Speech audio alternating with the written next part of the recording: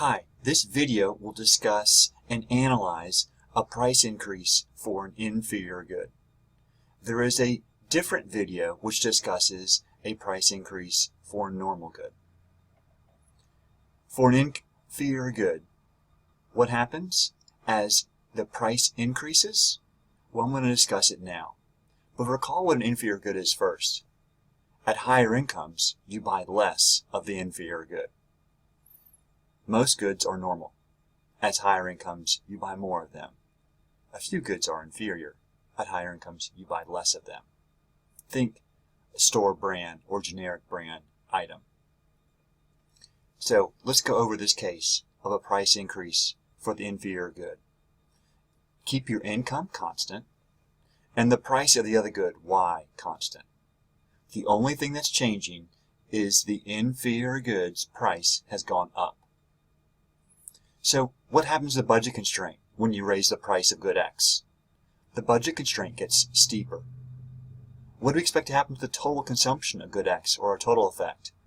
We expect the total effect to show a decrease or a negative total effect from the price increase. So these inferior goods don't violate the law of demand, which is at higher prices people buy less. That's what total effect will reinforce. People are buying less. However, the substitution income effect will go in opposite directions for the inferior good case. Substitution effect, what should happen here? Well, at higher price of X, consumers will swap away from X and buy more of good Y. So they'll substitute. They want more of good Y, which price did not change, and less of good X, whose price got more expensive. The income effect, however, is where the inferior good diverts from the normal good case. The income effect, what's happening here? Well, as the price of good X goes up, people feel poorer. It's as if they have less income due to this price increase. So what happens as your income drops? At lower incomes, you actually buy more of the inferior good. So in this case, the inferior good will show an increase of the consumption of good X because we are feeling poor. And the substitution effect is going the opposite direction. That says we're going to swap out, we're going to buy less of good X and more of good Y. So these are pulling in opposite directions. The substitution effect says consume less X. The income effect says consume more X. The total effect will add these two up. And which effect is larger? The substitution effect is larger. At the end of the day, for an inferior good, if the price of good X, the inferior good, rises, you are going to buy less of good X because the substitution effect will be larger than the income effect increase of good X consumption. Now let's show this on a graph. So here's the image for the inferior good case.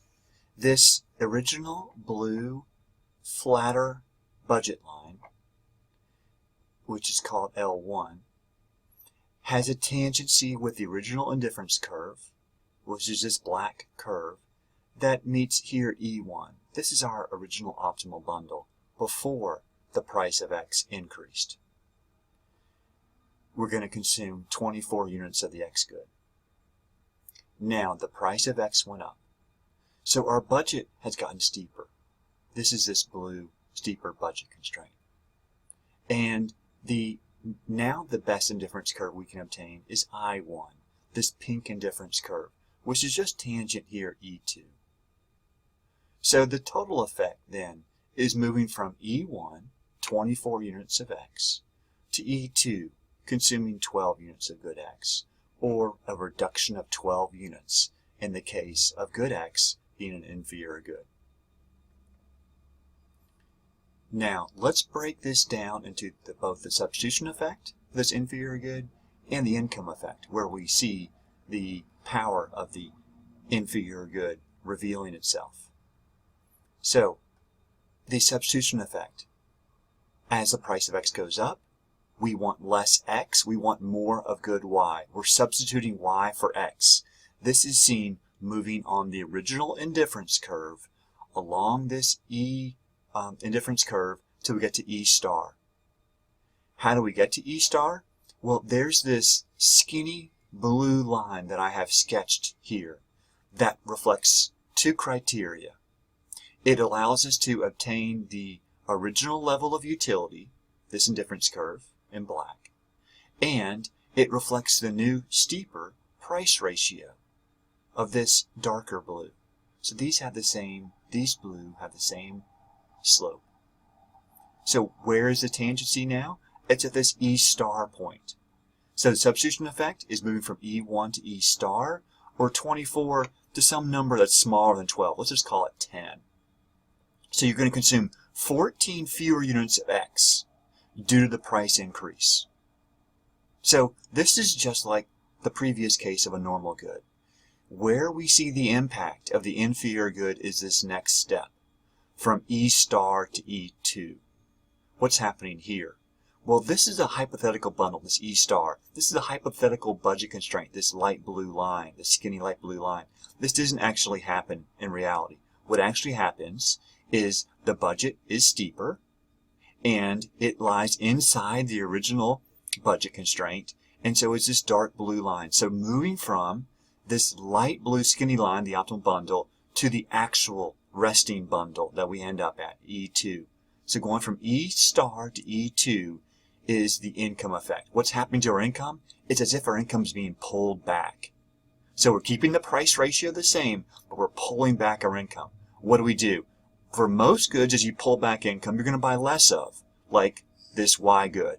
But since X is inferior, as you pull back your income, you're actually going to buy more of the inferior good, more of the store brand products, store brand mac and cheese, for example. So we're going from E star to E2. What's happening here on the x-axis then? We were at 10 units at E star, now we're at 12 for E2. So this bumps up our consumption of X by a couple of units. This is the inferior good. Reduction in income, you buy more of the good. Most goods are not inferior. So in summary then, your substitution effect takes away a lot of good X, a strong negative. Your income effect bumps up your consumption of X by a little bit. Your total effect nets out those two. You end up with a dominant substitution effect, buying much less of X, and a small positive income effect, buying more of X. At the end of the day, you're buying less of X as the price of X goes up in the inferior case.